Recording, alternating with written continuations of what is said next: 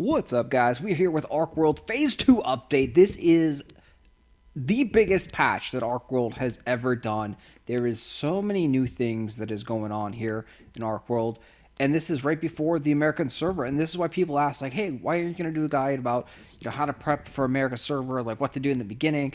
Well, the answer was very simple: is we were anticipating a patch. There was going to be some changes that were going to be happening, and we were told that April 6th there was going to be some changes to the rifts and so forth, but this patch has just literally blown me away. There's so much stuff in this. So this is just looking at it right away. This is the first look at this patch. We haven't played with it in game yet, but it's just out, just got released a couple of minutes ago. So they added instance dungeons, added 4 new types of instance dungeons that can gain Archeum and Tempering Jewel fragments. Rewards are given accordingly to the instance dungeon's difficulty and structure, and the minimum entry requirement is shown below. So it's going to be minimum gear score of 12,000 and level 50 for Burnt Castle Armory. Entry for Krolo Cradle 50 and 12,000. Harder Farm is 55 and 15,000. Howling Abyss is 55 and 15,000. We don't know if these are solo or party dungeons. From the sound of it, it looks like it might be a solo dungeon. We'll have to check out. We'll know that information in a couple of hours when people start to play these things. Unfortunately, I can't actually test out these dungeons. I don't have a 12,000 gear score in the Asian server right now, so we'll have to just go in fresh on the American server and see what these are all about. It says tickets is used upon entering the instance dungeon and can be purchased with Archeum from the NPC Enter Dungeon Manager at the dungeon's entrance. Powerful monsters live inside the instance dungeon, and Nightmare Flame that strengthens monster status nearby especially appear on random locations. And then it says you can receive Archeum when defeating Nightmare Flame. So there's this special buff, it sounds like, on bosses or monsters. And when you defeat that monster, you're going to get Archeum. And then also here that says final boss of every instance dungeon drops rewards. An additional reward, treasure chests, are also given according to the clear time. So this is very interesting. The faster that you clear, the more rewards you're going to get. So providing additional rewards are based on time attack. And one treasure chest nearby disappears every 15 seconds after 3 minutes has passed from the start of the boss battle. So you got 3 minutes to kill the boss battle, and then every 15 seconds afterwards, you're going to lose some treasure. So again, don't know if solo or if this is party. Very, very cool. Interesting systems that we're seeing.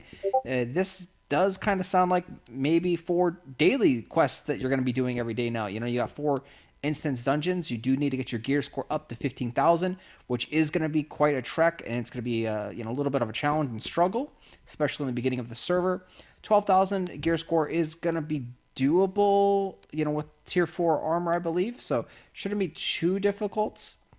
But there's so many other things that are here. So Conquest War added a guild dungeon Conquest War that can win the instance dungeon's earnings. So again, these are translated from Korea, so this English might not be 100% accurate. What this sounds like is there might be an actual guild dungeon battle. So it says Guild Dungeon Conquest War does not operate through a set schedule, and irregularly occurs depending on the completion process of Hage's Tower. And now it says Hage's Tower. Placed Hage's Tower that can start the Conquest War at 4 areas where the dungeon is located. Hage's Tower consists of a total of 4 floors, and his material items needed for extension differs by each stage. What I think that is trying to say is that each floor or each section will have different materials, different rewards. I think that's what it's trying to say there. 6 hours of wait time is needed for each stage extension, and World Gate that can move to Miss Marrow becomes activated when the construction of the Hage's Tower is complete. Hage's Tower of other areas also becomes complete automatic when at least one of Hage's Tower is fully constructed to the 4th floor. However, activated Hage's Tower of other areas have 15 minutes of wait time to move to Miss Marrow, unlike Hage's Tower that was directly completed. Very, very complicated. Not sure what this means exactly, but let's go on to the next one. So, total of 200 players can move to Miss Marrow through Hage's Tower, and 50 players become assigned to Hage's Tower in each area. Additional entry is available when a player who entered Miss Marrow gets out of the area. Complete Hage's Tower returns to the initial stage when the war in the period in Miss Marrow ends. And then now it goes over to Miss Marrow. So what this kind of sounds like is there's 4 towers, and you're going to be kind of like progressing the tower in a certain zone. And when one progresses to the max level, then it kind of starts the Miss Marrow war battle. Again, we'll find out more about this stuff, in game in the coming days and weeks as we, learn more and see it actually happen in game. But it looks like a 200 player PvP battle, 50 versus 50 versus 50 versus 50. It sounds pretty cool. Let's go into Miss Marrow and see what it says. So Miss Marrow, existing raids is disbanded and it changes into hostile status by guild when entering Miss Marrow through Hage's Tower. Conquest War begins at the same time. Hage's Tower becomes complete and 10 minutes of wait time is given inside Miss Marrow. So that right there, to me, sounds like it's kind of like a guild battle where your raid disbands and you just get thrown into battle, to war with your guild members. We'll keep reading on to see Bloodspire. After 10 minutes of wait time, Bloodspire that represents each dungeon is created in 6 random locations at Miss Marrow. Dungeon Manicore that allows guild to receive management authority appears when Bloodspear is destroyed. So you get something for killing this thing. Dungeon Manicore says can receive the dungeon management authority when dungeon management imprinting is successful. So I'm assuming conquering and killing that boss is what they are referring to. And then it says management authority can be taken by another guild during Conquest War. Can receive management authority of 1 instance dungeon per guild. Guild that successfully marked the Manicore at the end of Miss Marrow war period receives the final management authority. So what this sounds like is that you get to control one of the dungeons and potentially get earnings out of that dungeon for anyone that is using that dungeon for your guild. So that's what it sounds like here, is that you're fighting over this big battle, trying to kill this Bloodspire, this whatever this thing is, represents each dungeon, 6 random locations it says, and you're trying to kill them, right? And then when you do, then you actually get to own one of the dungeons in the world. Again, crazy. We'll know more once this, actually plays out and we see how it works. But just insane. So new stuff. It sounds like there's going to be a lot of things to do now here in Archeworld, which is really, really cool. And that's one of the complaints, that there wasn't much to do. But now you have these crazy things that are just like, woo, guild PvP is here. And we're finally starting to see progress in the game with updates that are really cool. So, 50 versus 50 versus 50 versus 50 guild battles is coming. It's here. Like, I think that if this is what I'm reading and that's what I am getting out of this, this 50 versus 50 versus 50 versus 50 guild battle thing is here. And you really want to be in a good guild to, progress these stuff. So it says guild changes, added guild safe. Earnings adjustment after acquiring the dungeon management is automatically accumulated the guild safe. Archeum accumulated on the safe can be exchanged with guild prestige or distributed to the guild members. Added feature where guild members can receive guild prestige when donating Archeum.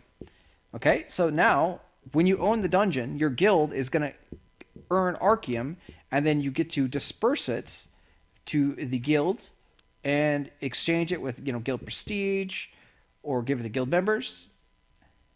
And then you can also, looks like, level up the guild now by donating Archeum. So a lot of changes here for the guilds. We also have Tempering. Tempering is a brand new addition to Archeworld. You can upgrade weapons, armors, or accessories above Apprentice 1 tier rank and Battlefield Cloak equipment. Attacker defense increase when equipment upgrade succeeds.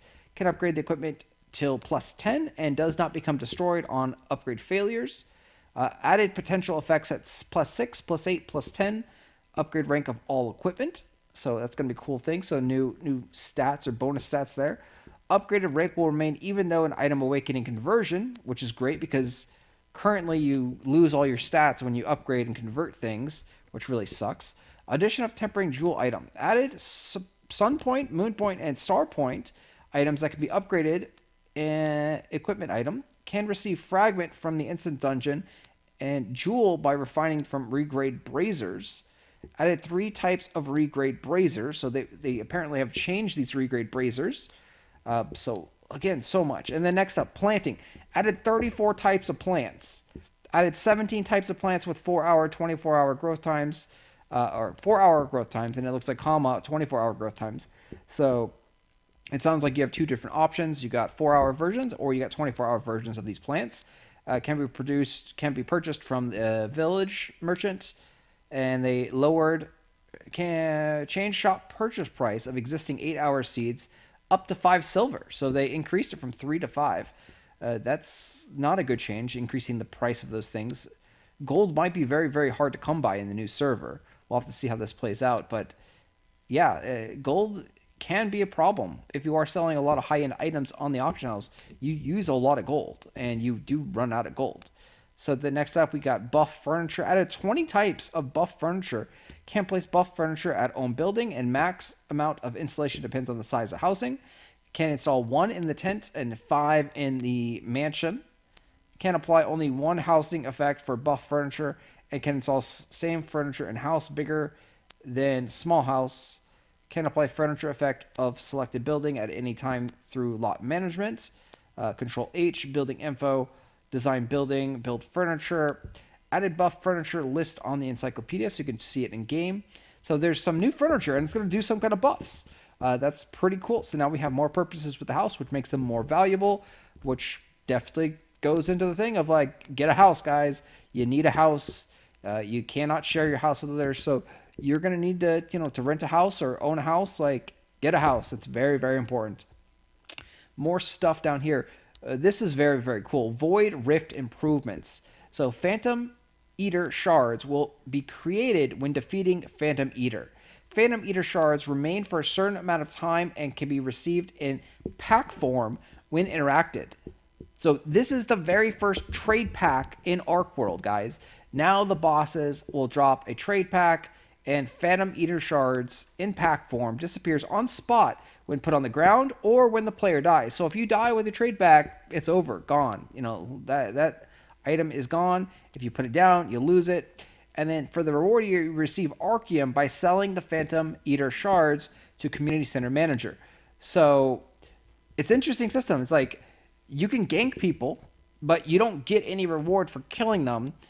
You just prevent them from getting their rewards. So if the player dies, that trade back is gone. So will people be ganking? Of course they will, because this is Archeworld, right? Like Archeworld is like Arcade, and it's a PvP game, and people want to kill other people. So there's gonna be a lot of drama, a lot of killing on this stuff. Yeah, maybe not on the Asian server. The Asian server is very nice and respectful, so we'll have to see. But it's also increased all the monster levels that appear in the Void Corpse invasion. So it's getting harder now for the rifts, which is not good for American server. Decrease the health and increase the level of the boss monster. So the level went up, so it's even harder to fight, but the health has gone down, so it's going to die faster. But again, in America, we are strong. We're very, very weak, so it's going to be a difficult thing to kill these rift bosses in America. The boss monster level is now shown. So 53 in Halcyona and Hellswamp, Ancestral 1 in Sandreep and Rockborn, Panera Runes, Windscour, Savannah, Ancestral 4, Hasla and Carcass Ridlands is Ancestral 7. Number of boss monster types of each area has changed from 5 to 10, and they appear on random. So this I'm not sure of. There may be more bosses now in the rifts. They appear random. There's going from 5 to 10. Don't know what they mean on that. If you have any clarification, post that down in the comment section. And then now, adjusted loot in the Fate of Twisted Rift. All raid members will receive the Fate box of Twisted Rift when defeating the Rift boss monster. So this is a huge change. Before, there was only one box, and everyone had a roll on it. And now, it just everyone in the Rift, the raid, gets the box. So this is a very, very big drop rate increase for the rewards out of these rifts now. This is crazy. And below it, it goes to clarify that the Fate box of Twisted Rift loot will remain the same. So you're getting the same loot, and that means the blue Archeum cores are going to be way more common than what it was once we start killing these rifts. So again, we have to see how this plays out. Arena, NPC, there's just so much more stuff. Like you can just see, I'm getting tired here. I will let you guys check this stuff out for yourself, and we'll do some more videos and guides and tips in the future on what's going on here and how we think to start Archeworld NA. But yeah, this is a massive, massive patch, and I am very, very excited to see this. So if you're excited, hit that like button, subscribe to the channel, pre-register for North America, South America server. Use that link down below, help out the channel, support me, get some free gifts as well at the same time. And I will talk to you guys later, man. I'm going to go jump into game, and I'm going to start exploring these things so we can give you some guides, tips, tutorials on the stuff as well. But as always, this is all my personal opinion on this matter. I am in no way an expert. I am no way saying this is the absolute best way to play the game. You play it however, which way you want to play the game. And yeah, I'm just here, trying to build a community, make some friends, and give out some helpful, in my opinion, tips and tricks on things. But yeah, your way of playing the game could be completely different than mine. And that is 100% okay. Like, no sweat off my back, man. Like, have fun, do whatever makes you happy, and I will see you guys in game. Just please don't kill me too much, okay, guys? Don't kill me too much in game.